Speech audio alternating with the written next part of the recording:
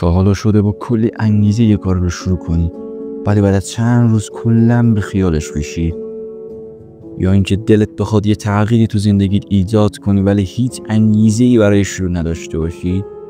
خب یه خبر خوب و یه خبر بد برات دارم. خبر بد اینه که انگیزه چیز موقته، قرار نیست همیشه باشه. اما خبر خوب اینه که اصلا نیازی به انگیزه نداری که کارت انجام بدی. پس بی خیال منتظر موندن برای انگیزه شو.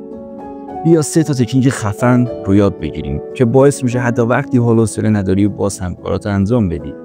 به خودت بگو فقط 2 دقیقه این کارا رو انجام میدم. همین.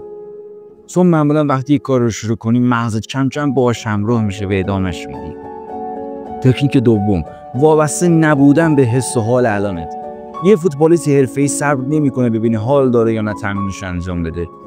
تو هم همونجوری باید رفتار کنی بدونی که منتظر حس و حال خاصی باشی. تکنیک سوم، به خودت جایزه بده. یعنی چی؟ مثلا بعد از انجام یک کار سخت یه جایزه کوچیک برای خودت در نظر بگیر. این باعث میشه مغزت یاد بگیره که حتی بدون انگیزه هم میشه کارا رو انجام داد و حس خوبی گرفت از اون کار. خب پس دفعه بعد که حس و حال کاری رو نداشتی منتظر انگیزه نشو. فقط 2 دقیقه شروع کن، به حس و حالت اهمیت نده و بعدش یه جایزه کوچیک برای خودت داشته باش. نتیجهش بعد یه مدت بدونیم که بفهمی تبدیل میشه به این آدمی که حتی تو بدترین روزاش هم کاراش انجام میده.